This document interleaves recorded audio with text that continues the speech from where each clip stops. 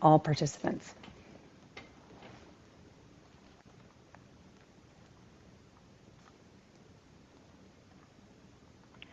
So everyone's being admitted. Are we here? I have not heard the record come on yet. Did everybody else hear it? It is And being can you? recorded. Okay. Yes. I'm admitting all.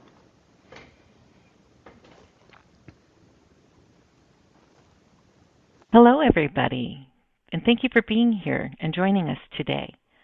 I am really glad you're here. I am Diana Arnold, and as part of ensuring accessibility, please know that ASL interpretation is available if you click the interpretation icon at the bottom of your screen. Also, I would like to provide a visual description of myself before we continue for additional accessibility. I am a woman with brown hair, brown eyes, wearing red glasses, and a white shirt with black spots. I have a green Zoom background behind me. Again, thank you for being here today. The California Center for Inclusive College is collaborating with the UC CSU Collaborative to bring you this series. And at this time, I would like to invite Allison from the UC CSU Collaborative to tell us a little bit about her important work. Thank you so much, Diana, and welcome to everybody. We know it's an extremely busy time of the year, and we're really glad that you're here with us today to learn some important information from our partners at Open Access. My name is Allison Yoshimoto Tauri. I also have brown hair and brown eyes, but instead of red glasses, I'm wearing a red suit.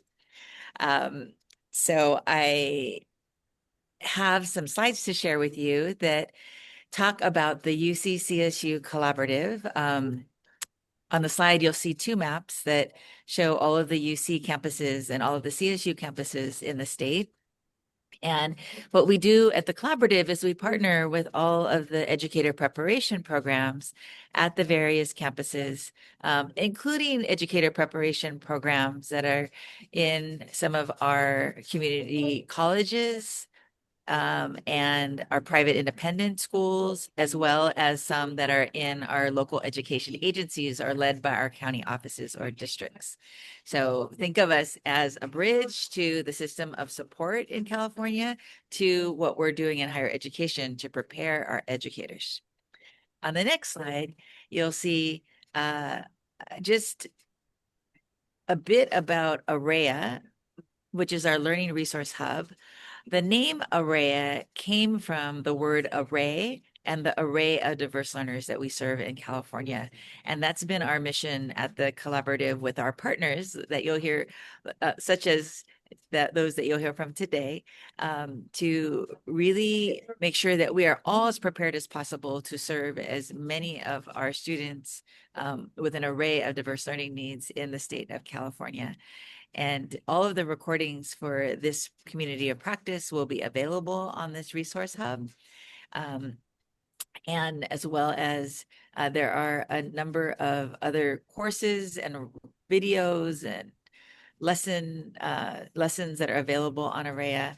It can be used by our educator preparation faculty, but also our educators that are working. And we have our first content for parents and caregivers as well.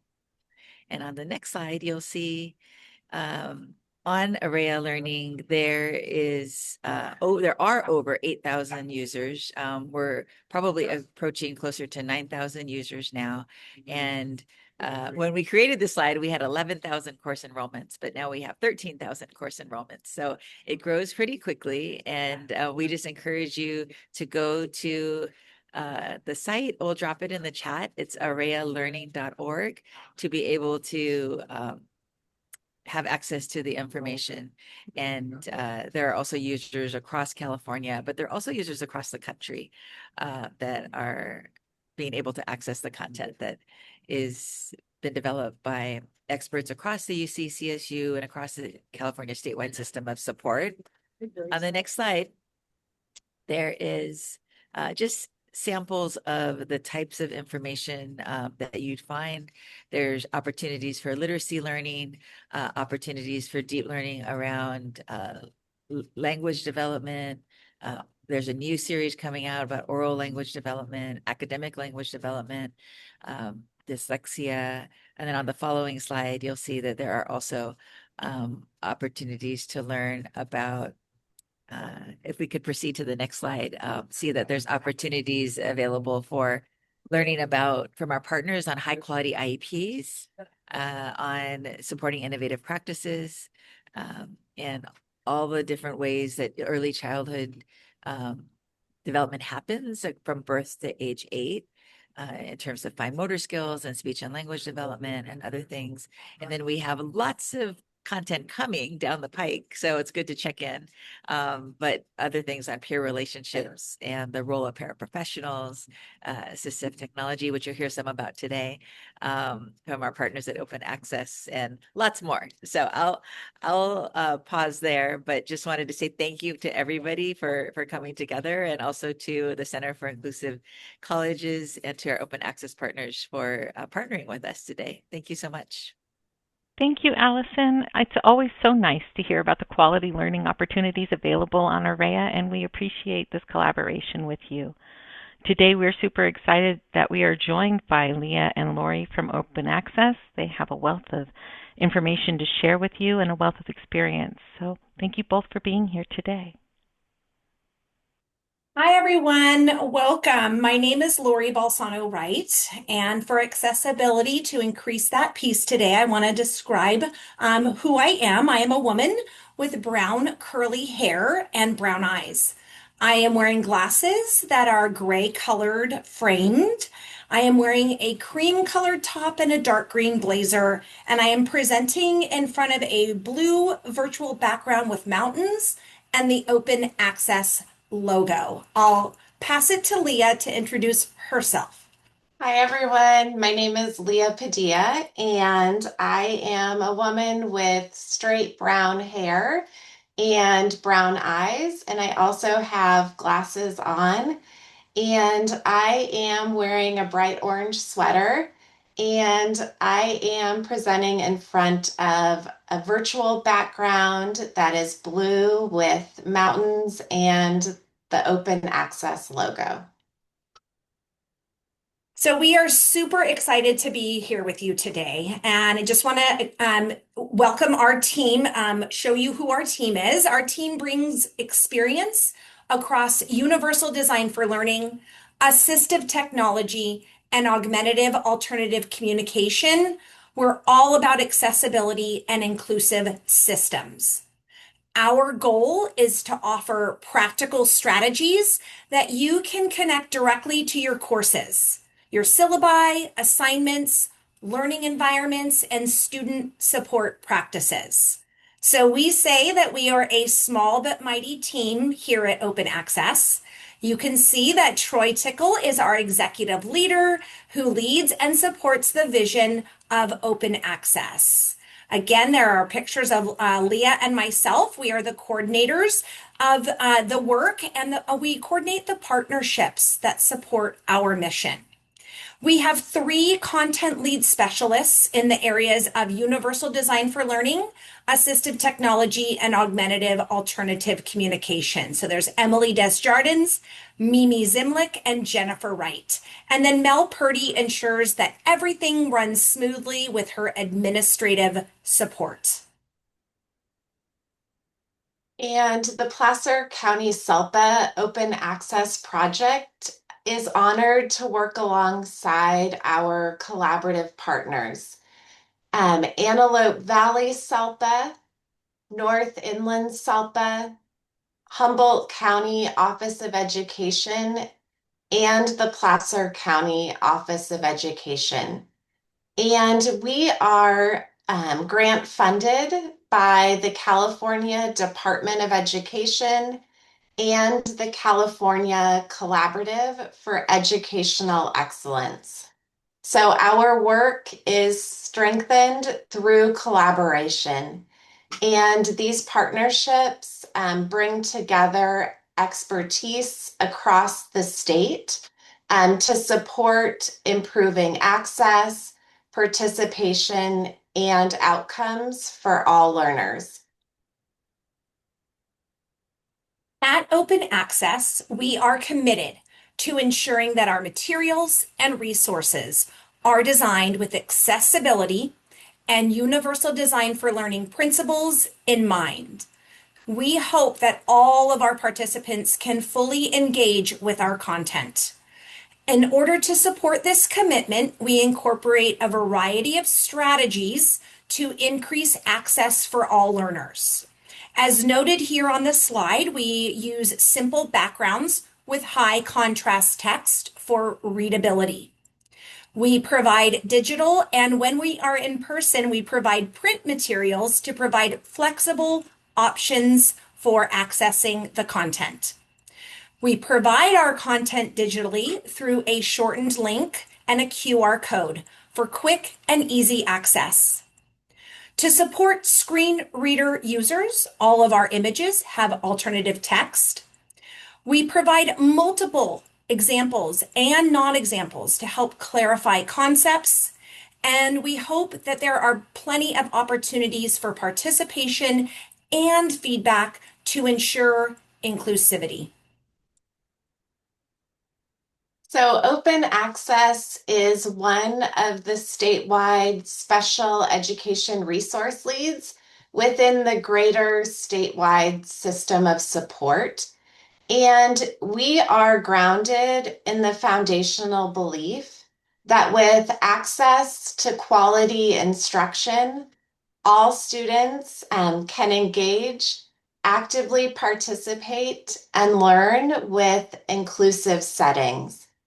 And what makes our project unique is that we highlight the importance of learning and participation through universal design for learning, assistive technology, and augmentative alternative communication.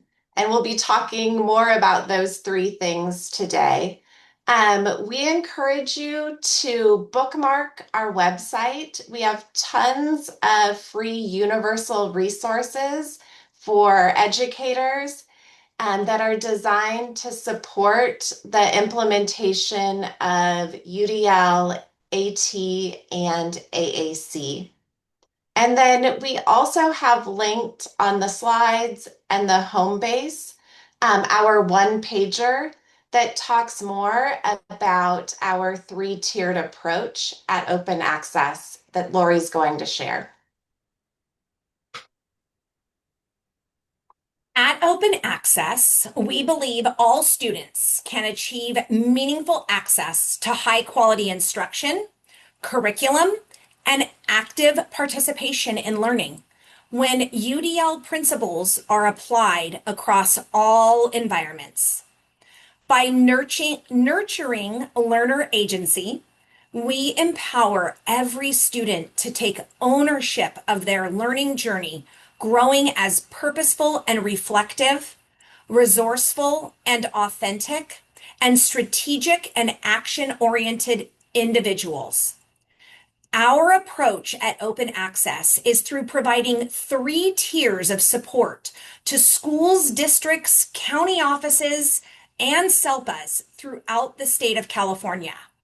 For college faculty, universal supports might look like accessible course design, clear expectations, flexible participation options, and built-in tools that support all learners from the beginning rather than waiting until a student may be struggling. So we want to start with an inclusive welcome. So some of you may have seen this comic strip before, but this is a great way to get started today. And I'll read to you the comic. So there's a person in a wheelchair and they're saying, "Could you please shovel the ramp?" And then the person shoveling the stairs says, "All of these other kids are waiting to use the stairs. When I get through shoveling them off, then I'll clear the ramp for you." And the person says, "But if you shovel the ramp, we can all get in." So this comic really reminds us that accessibility is not about lowering expectations. It's about removing those unnecessary barriers. And in higher education, those ramps, it might look like captions or accessible reading, flexible ways to participate, maybe having lecture notes in advance, clear assignment models. So these are all supports that may be necessary for some students, but we know that they often benefit everyone. So in the chat, I know a lot of you have introduced yourselves already, so welcome. But if you want to maybe share a thought that comes to your mind about this comic or an experience, something that relates from taking a look at that comic, feel free to add it in the chat.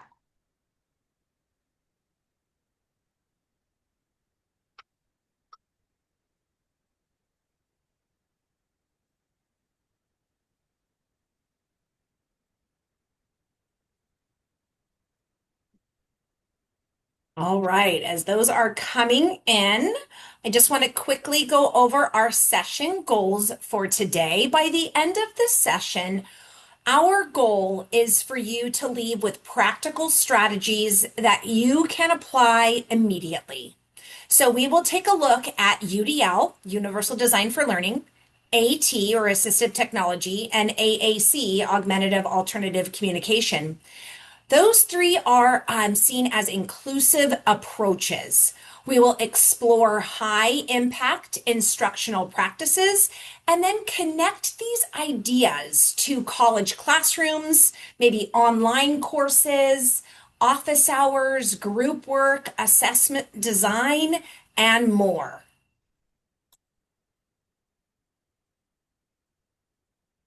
So again, here's just a visual of our learning journey for today. So we'll learn the basics of UDL, AT, and AAC. We'll discover those simple high impact instructional practices and give you some opportunities and resources to explore, to learn more and maybe start implementing some of these inclusive strategies.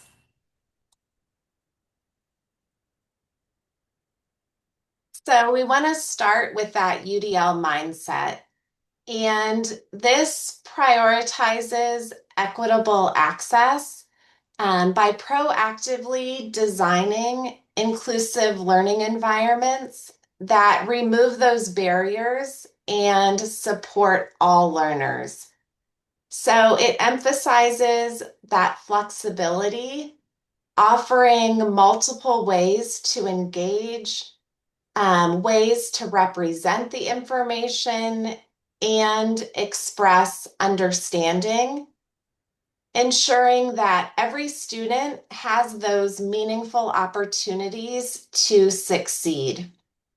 So this mindset fosters a culture of access, empowerment, and that learner agency in education. So UDL, AT, and AAC, they work together to expand access.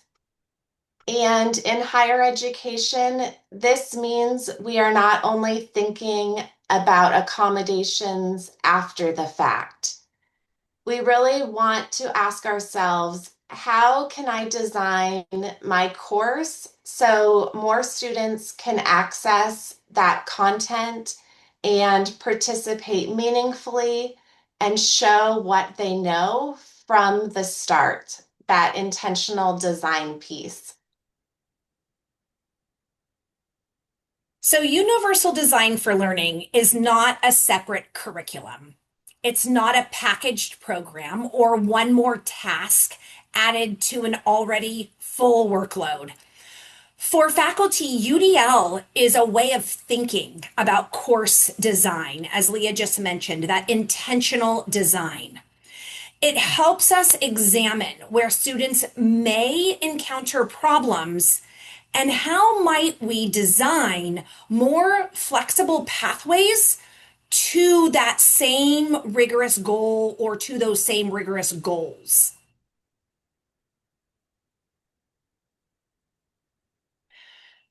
UDL is a teaching framework based on research in the learning sciences that guides the development of flexible methods, materials, and environments that embrace and honor that learner variability. We look at addressing and minimizing barriers, and the ultimate goal is developing learner agency for all.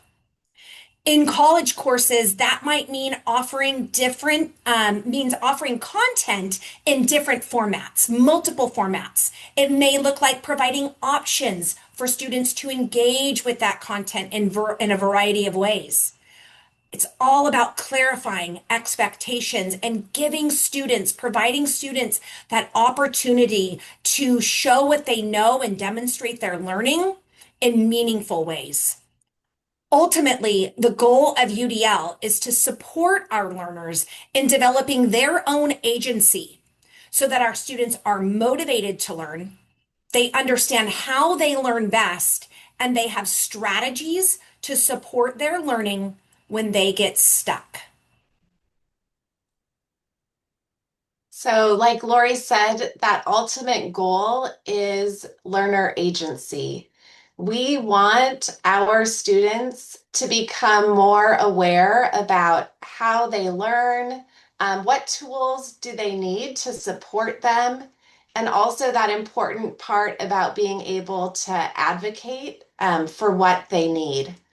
So it's really crucial because students are preparing for careers. They're might go into they're advancing their studies. And so self-advocacy matters. And this is another picture you've probably seen before. In that first picture, you see the people all standing on the same size box, and that everyone gets the same regardless of their need. And then in the second picture, students are getting maybe what we think they need so that they're able to see that field in front of them. So you get one box, you get two boxes. And then you can see in that third picture, we've proactively removed that fence, that barrier, and there are tools off to the side, and the learner can choose what they need for them to meet their learning. So they're able to use that learner agency. As the UDL lead within the statewide system of support, Open Access is dedicated to enhancing accessibility in general education settings to ensure inclusion for all learners. Grounded in the UDL guidelines, our work focuses on removing barriers and designing learning environments where every student can thrive. So the UDL guidelines were originally created in 2008. And while they have evolved over time, the core concepts have remained the same. In the summer of 2024, CAST, the creator of the guidelines, released the UDL 3.0 guidelines, which are here on the slide. So let's take a few minutes to unpack these rather dense guidelines together. So UDL has three overarching principles. You can see in green, engagement, that is the why of learning. In purple, we have representation, the what of learning. And in blue, we have action and expression, the how of learning. These three principles are color-coded, and they are associated with that modern neuroscience, that brain research around how humans learn best. So each of these principles are connected to specific networks in our brain.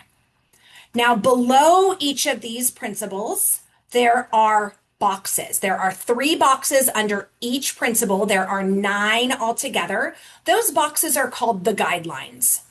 And these guidelines support the implementation of the three principles, and they help educators in developing a learning environment where all students can find success. Now, these guidelines are further organized into three rows. Going across the top row, we have the access row. The middle row is the support row, and the bottom row is the executive function row. Now, within each of these guidelines, you're going to notice bullet points, and those bullet points are called the UDL considerations. Now, each consideration is a specific way to support that guideline, and these are research and evidence-based strategies. Now, all of these are working together in that overarching goal to create learner agency for our students. That is the ultimate goal listed up at the top there, is for our learners to become purposeful and reflective, resourceful and authentic, strategic and action oriented. And so these guidelines give us structure for designing with access, support, and executive function in mind. For college instructors, this can help us review a course and ask, where are students getting stuck? Is the barrier in the content? Might it be in the directions, the format, the assessment, or the learning environment?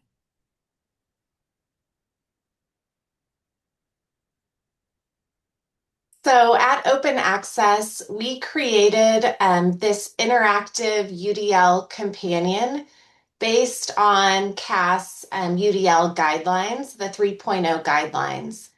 And this provides educators a dynamic, user-friendly tool that supports the intentional design of those flexible learning experiences. And it offers practical strategies and examples about engagement, representation, and action and expression. So we can meet the variability of all of our learners.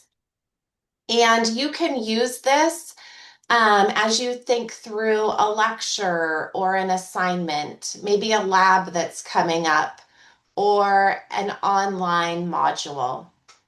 So we'll show you quickly just what this looks like. And this is housed on our open access website. So I'm going to scroll down, and Leah, you walk me through. Yeah, go ahead and click on engagement. Yep, right there. Okay. And you can see for each consideration, you can find something to read and something to watch. So being able to really dig into, okay, what does this look like in a learning environment? And we've done this for each of those considerations for the UDL guidelines.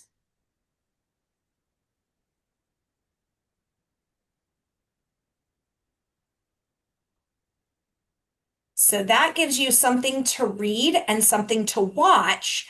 And in typical UDL fashion, we want to offer you another way, something to listen to. So we have developed a UDL Unlocked podcast here at Open Access. This is just another resource for learning, and we're breaking it down one consideration at a time. So this resource can be useful for faculty learning communities, department meetings, like PLC meetings, course redesign teams, or maybe individual instructors who want to start small and build over time. So if I click on here, I'll go just to and again, we have a podcast tab.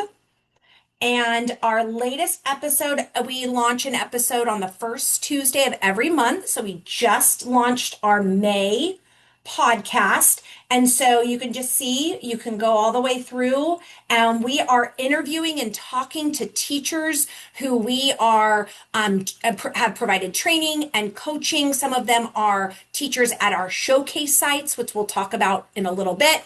But they are educators throughout the state of California who are actively implementing universal design for learning in their classroom, and they share just those practical, we talk about the +1 approach, those just simple next steps that you can take and implement in your classroom the next day.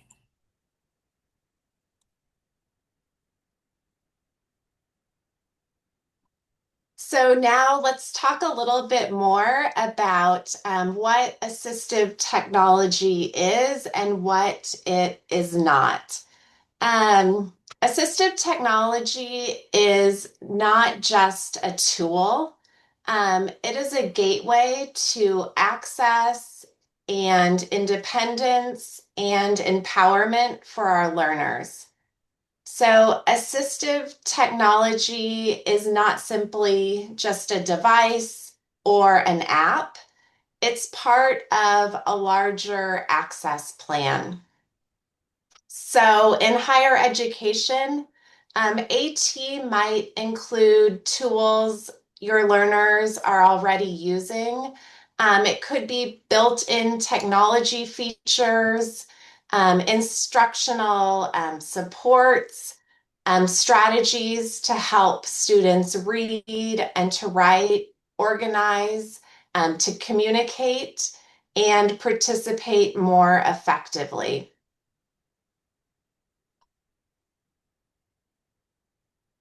Assistive technology includes items, equipment, software, or systems that increase, maintain, or improve functional capabilities.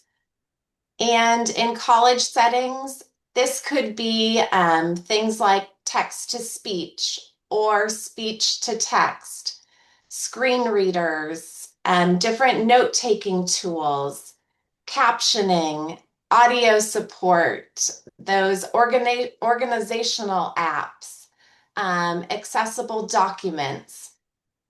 And when we think about the official definition of an assistive technology device, this definition comes from the Individuals with Disabilities Act.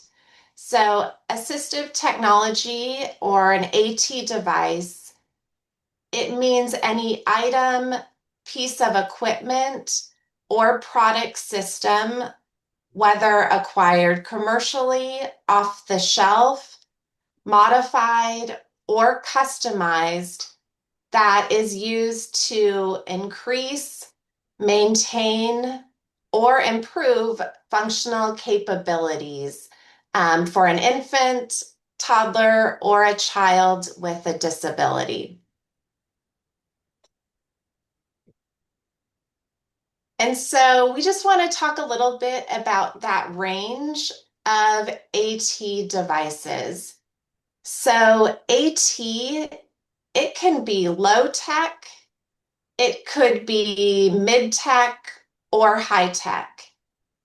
And in higher education, we often already have supports available through learning management systems, campus accessibility offices.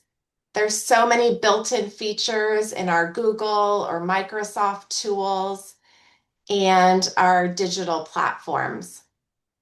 So the opportunity is to make these options visible and usable for students. So when we think about low-tech devices, these are typically just things that are readily accessible, they're inexpensive, and if we think about it, usually they don't have any plugins or batteries. And it could be things like a pencil grip or a page holder, maybe adapted scissors, a graphic organizer, or we'll talk about what a core board is in a little bit. And then we have mid-tech AT devices, and these are often digital, and they might require battery or a power source. And a lot of times they're built into the device or the software feature. So things like maybe a talking calculator, an audiobook, a digital recorder. Those could be those mid-tech tools. And then when we think about high-tech AT devices, those are often digital or computer-based, and they're sophisticated features, and they can also be built in with those adjustable features. So this could be things like a screen reader, an AAC device, a multi-feature tool.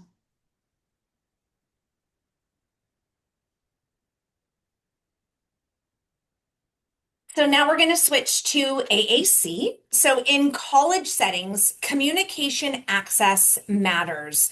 When we think about lectures, discussions, group projects, labs, presentation, advising, access to office hours, inclusive communication means we create a space for students to participate in various ways.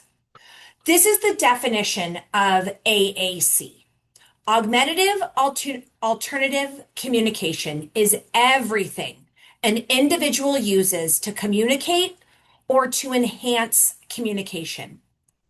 Different strategies may be needed for different situations and communication partners. Strategies and tools may be combined to meet a variety of communication needs.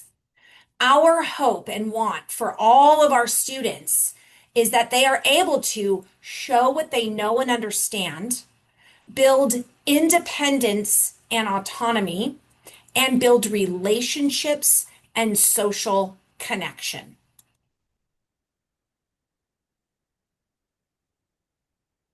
So now we've done an overview of UDL, AT, and AAC.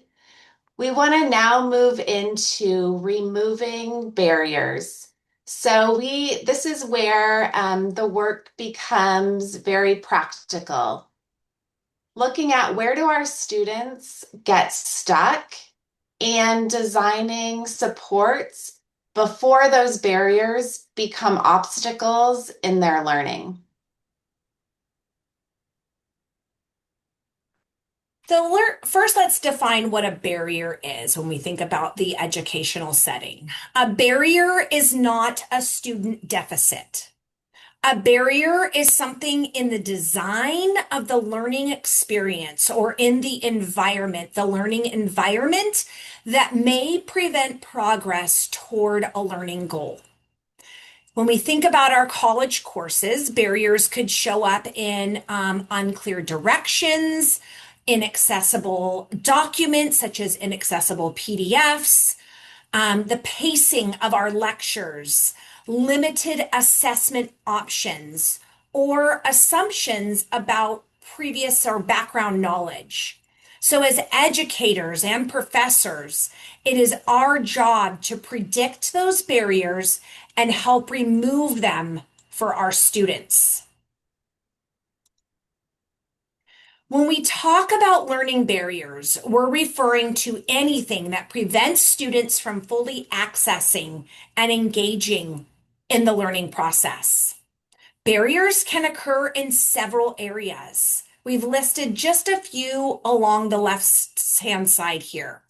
We listed goals. Sometimes learning goals can be unclear or too broad or too rigid for our students to meet successfully. Instructional methods. Sometimes teaching methods might not be flexible or might not meet the needs of all of our learners.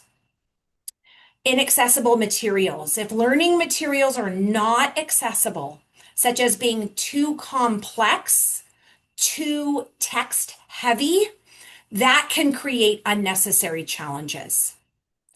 Assessments. When we think about traditional assessments, those may not give all of our students a chance to demonstrate their knowledge in a way that works best for them.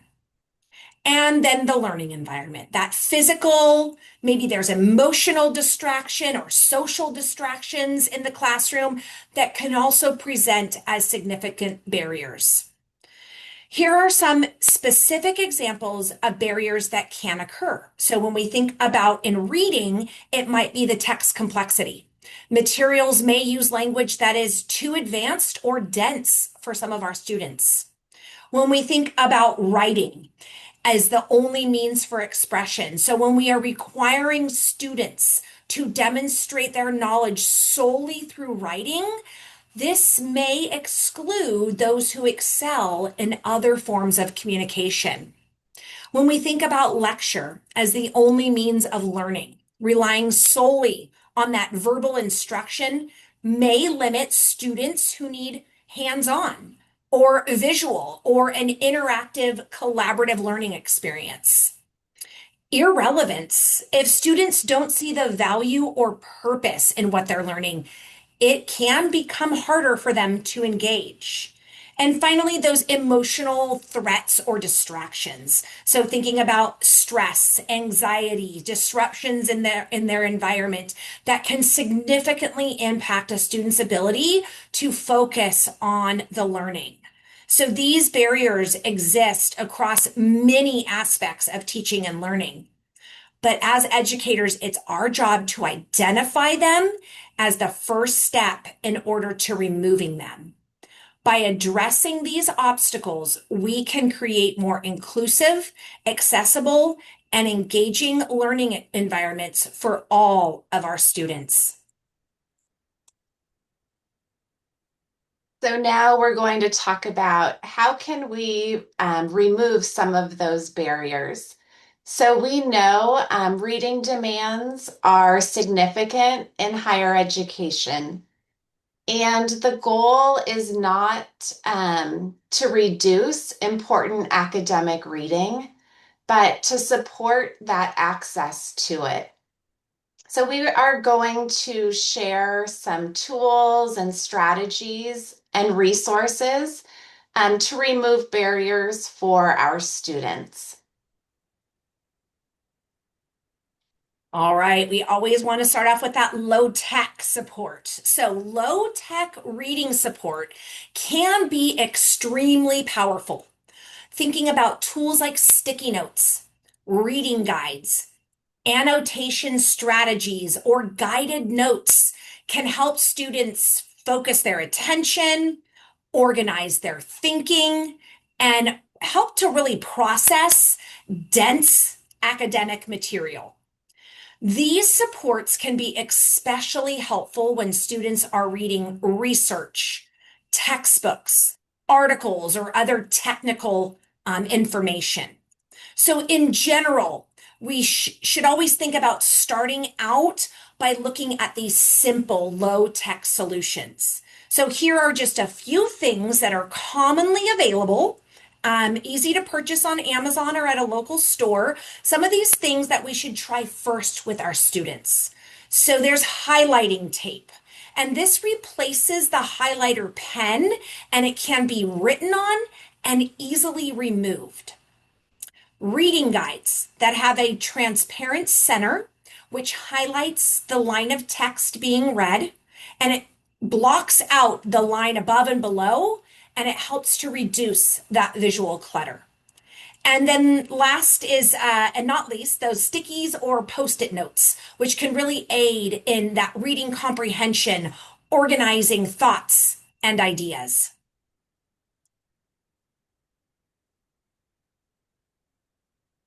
And then looking at text to speech, that can support students who benefit from hearing the text while reading. And in higher education, this can help with comprehension, the stamina, and access to that digital course materials. So making students aware of these tools can increase independence and reduce that need for individual retrofitting later. So these are just a few tools that could help to reduce reading barriers. One is Bookshare, and Bookshare is free for qualified students of all ages including post-secondary and adult education and vocational programs. And we do have on our website a webinar that we did with Bookshare that talks more about what that can provide for students.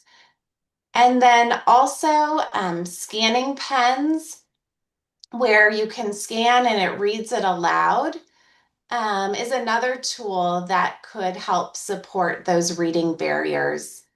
And some of the newer models even read from the computer screen also. And then one extension, Natural Reader, that is a Chrome extension and a web app. It will read Google Docs, PDFs, websites with that extension. And we know there's tons of other tools also, but these are just a few that we wanted to share. And all of these are also linked on the home base document as well for one location for all these tips and tools that we're sharing today. So now we're going to move into removing barriers in writing because writing is central to learning. But writing barriers can show up when our learners are planning, when they're organizing, drafting, typing, revising, and expressing their ideas. Supporting writing does not mean lowering expectations. It means giving students those tools and structures that help them communicate their thinking effectively. So we will now share tools and strategies and resources to help remove barriers in writing. So again, we're going to start with those simple, often low-tech tools, simple tools such as graphic organizers, outlines, models, exemplars, writing frames, and ergonomic supports can reduce cognitive and physical barriers. So for faculty, this might look like sharing assignment exemplars, maybe providing a planning template, or breaking a large writing task down into like sizable chunks or clear checkpoints throughout the writing process. So you can see on the slide here on the left-hand side, we're talking about ergonomics. So these tools can help improve ergonomic positioning for writing tasks. It helps to reduce fatigue and just to create that more natural writing position. So we've shown here there's slant boards, page ups to hold the paper up, and ergonomic pens. And then on the right side, we have shown some options for graphic organizers. These help our students structure their thinking. It helps to reduce that cognitive load and really helps to create an organized path for processing information. So there's some printable graphic organizers as well as a digital graphic organizer listed there.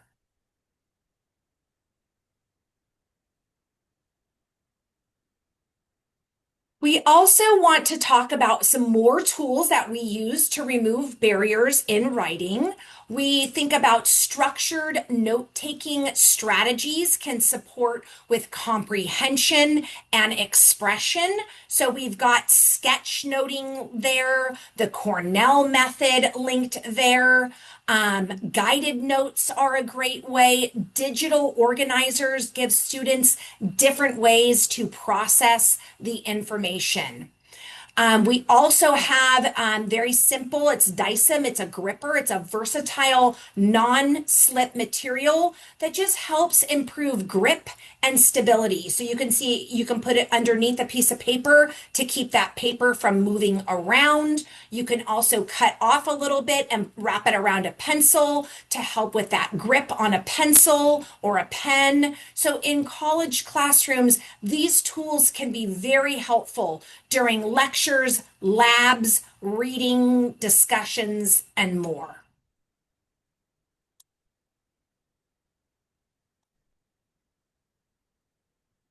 And then writing supports can also include keyboarding tools, word prediction, speech to text, grammar tools, dictionaries, and those built-in accessibility features. And our students may not know that these tools exist. So one high impact practice is to name these supports in your syllabus or your course shell, and that way students can access them early. And so we've linked here on the slides and the home base some different tools that could support with that writing piece.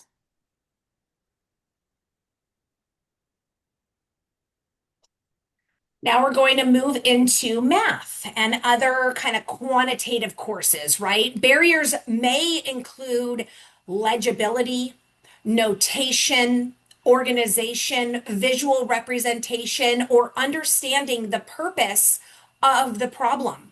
So the goal here is to preserve that mathematical thinking by reducing barriers that interfere with our students showing what they know.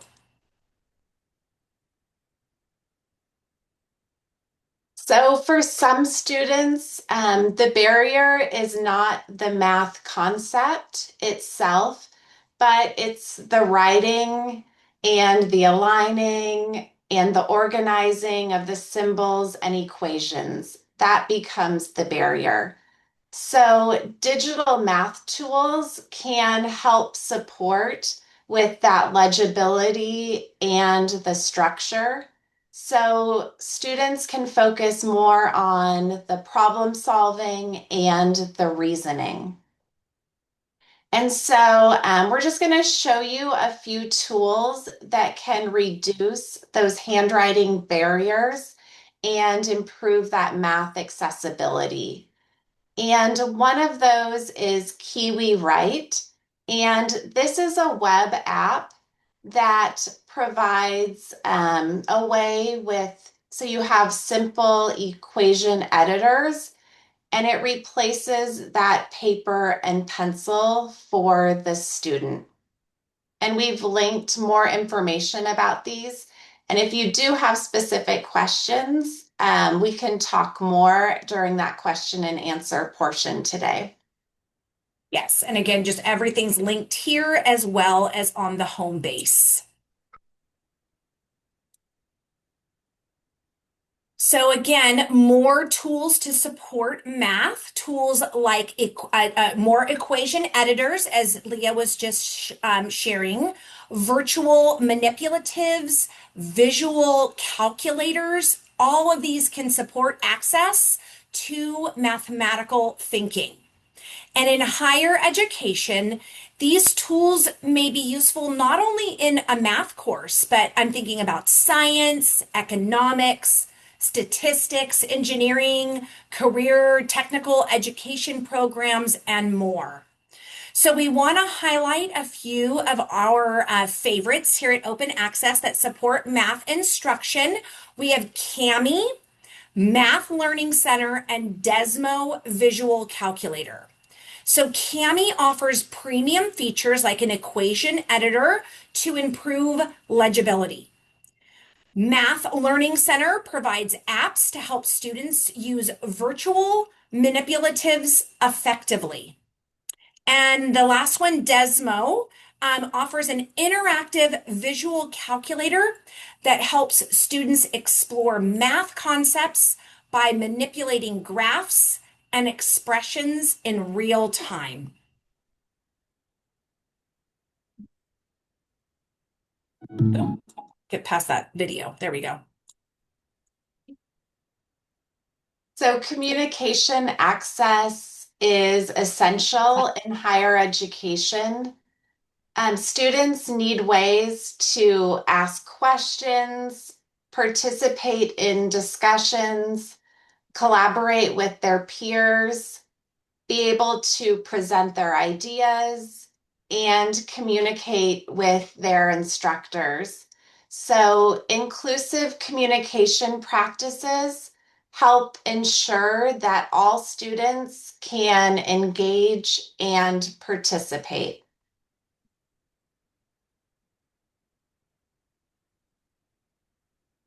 Augmentative Alternative Communication, AAC strategies, they remind us to provide choice, model that communication, and expand student expression.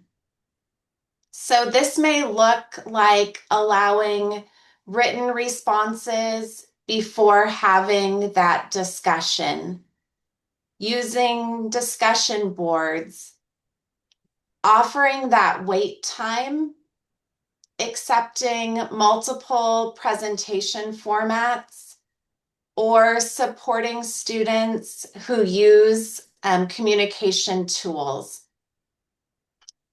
And one tool that we wanted to share from Open Access, we have core boards to support communication for all. And we've linked a couple examples here on the slide. And Laurie's So showing again, you there's more yeah. examples there on our website also of those core boards.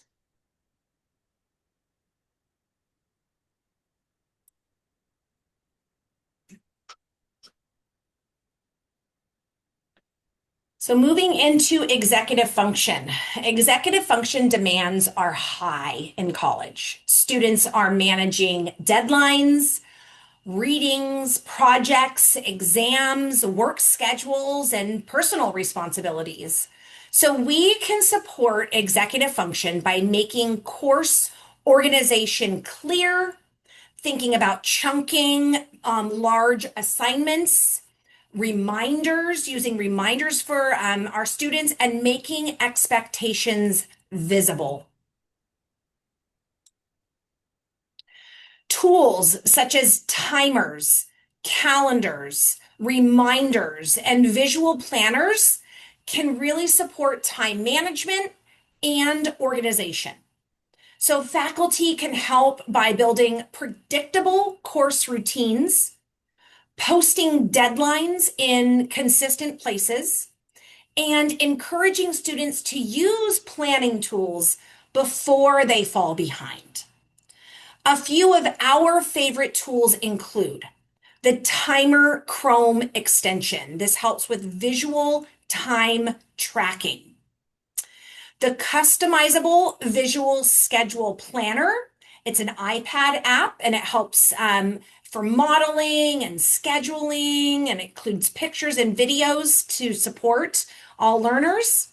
And then the digital calendar. I could not live without my digital calendar. And this has features like color coding and reminders to aid in organization and planning.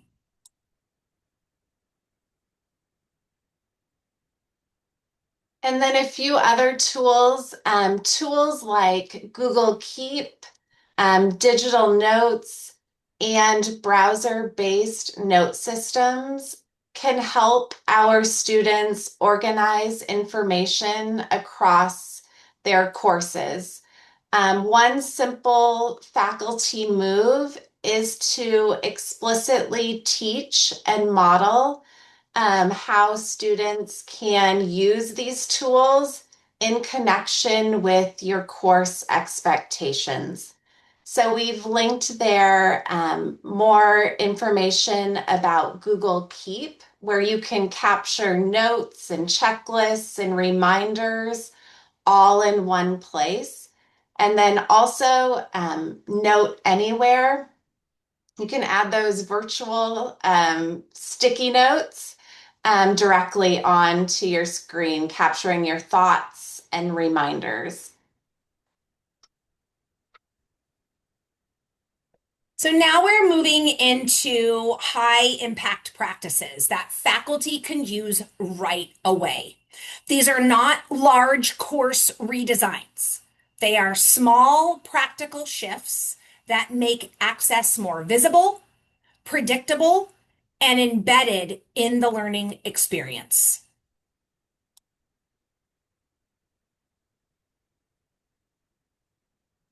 So, one powerful practice is creating an instructor accessibility promise. So, at the beginning of today, we shared our open access accessibility promise.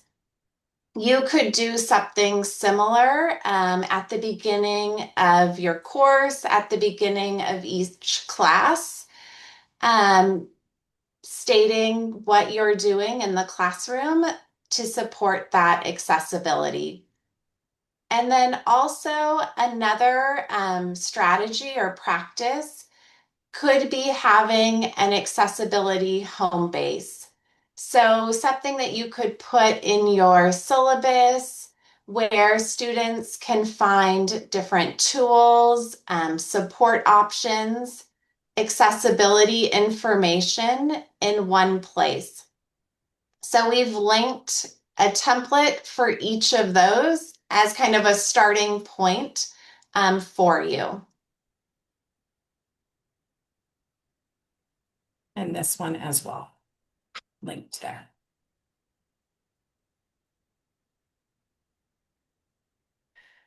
We are moving into the final portion of our learning journey today. We want to give you time to dig deeper into these concepts and resources that we have shared with you today.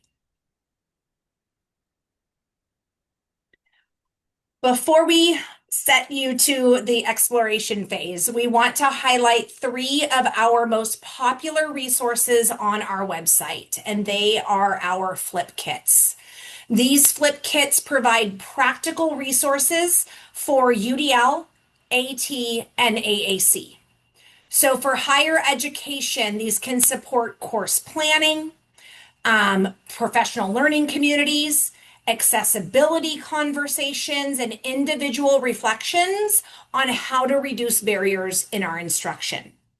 These 3 flip kits include a wealth of instructional strategies and tools which support access for students. And so I'm going to open up our Universal Design for Learning flip kit. Again, this will take you straight to the flip kit. From our website, you would just click on the UDL tab and scroll down. And again, I'll just quickly go over, there's going to be one under Accessible Technology as well as AAC. But for this example here, I'm going to scroll down, and first it's going to ask me which principle of the UDL guideline do I want to choose. So for this example, I'll choose engagement. And now I can select the type of tool that I'm looking for. And I'm looking for a teaching strategy that I want to use in my classroom to increase engagement. And I'm thinking already ahead about welcoming my students to a new school year. And so I want to really hone in on welcoming their identities and embracing and honoring their interests. And so with that, you can see that our team has vetted these resources. So you no longer need to go to Google, and you can scroll through and find all of the research-based and evidence-based strategies that we have here for you. And then I'm going to scroll up and just quickly model what that looks like under the AT resource. Again, this one is a little bit different. You are going to choose your subject area. So we can choose reading and literacy. And I'm looking for low and no tech tools. And the type of resource I want a tool. So then I can see here a lot of those items that we mentioned earlier in the presentation. And again, we also have one for AAC as well. So we encourage you to bookmark these and share these far and wide, and share them with your colleagues as well. And we wanted to just leave you with some additional options for you to continue your learning. We invite you to explore these resources. We left you with something to read, a couple articles about UDL and the learning brain and removing barriers.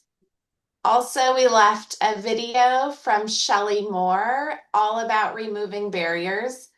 And then we've linked here our flip kits if you want to explore those more.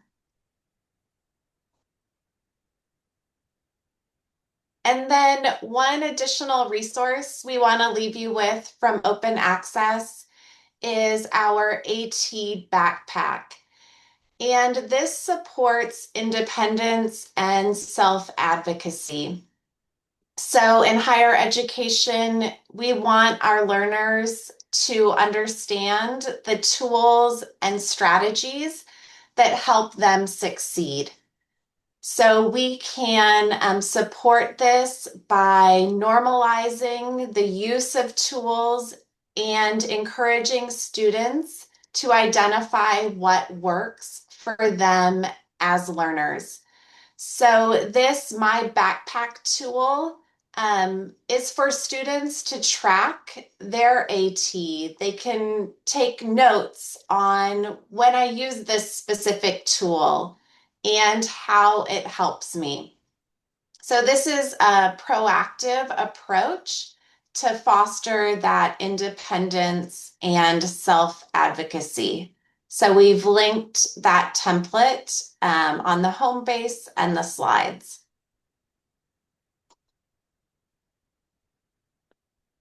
We have shared a lot of information, and so we encourage you to take a moment to reflect on what you've heard and learned today.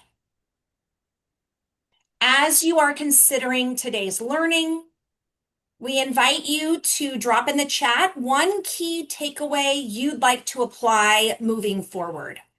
This could be adding an accessibility statement to your syllabus, posting materials in advance, offering text-to-speech options, chunking large assignments, or creating a course accessibility home base. So please take a moment and share your takeaway with the group.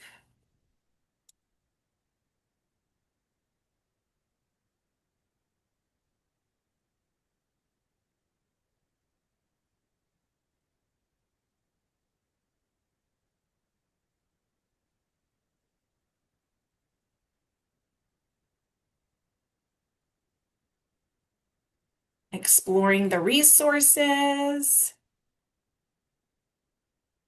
Yes, we have shared a lot today.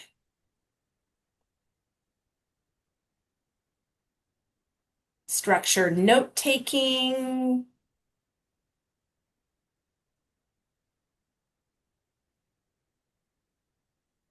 The timer. Yes, excellent. Thank you. Students, offering outlines as an option. All of these resources. Love the timers. Great. Thank you for sharing. And we want to just remind you of our open access website that includes the resources that we shared today. So we encourage you to use this as a place to find tools, examples. We have archived webinars that are housed on our website. So please bookmark the open access website for your future use. And then also at Open Access, we offer no-cost trainings and webinars that are open to educators. So please take a look at our events tab on our website and share them with your faculty. We would love to see you at an Open Access training.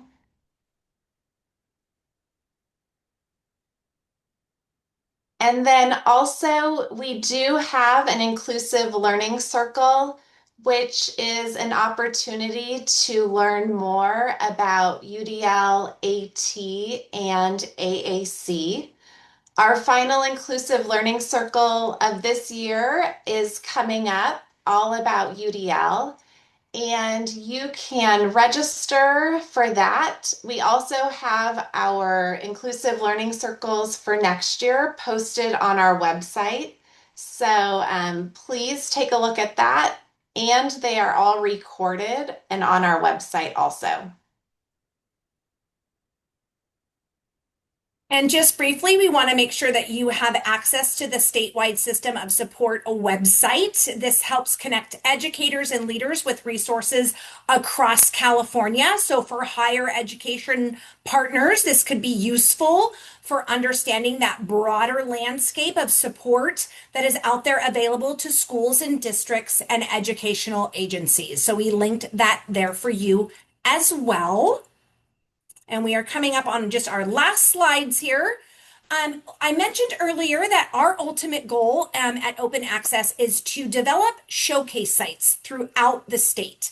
And these model schools are highlighting accessibility practices in action. So we are working with several districts throughout the state with training and coaching and mentoring. It's a multi-year process.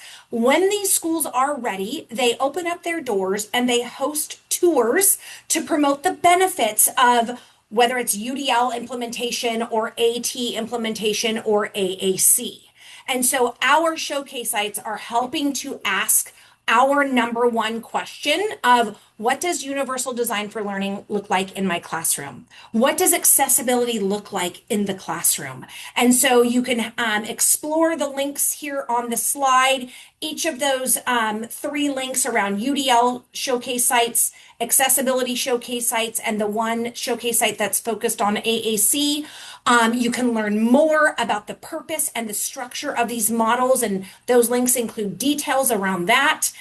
We've also linked our one-pager that explains the impact and intent of these showcase sites. And if you were to be interested in visiting, you can see on our map here how we're kind of sprinkled out throughout the state. We have more sites ready to open up their doors in the fall. So we'll have more red dots on our map, which is very exciting. But you can request a site visit using the site visit form.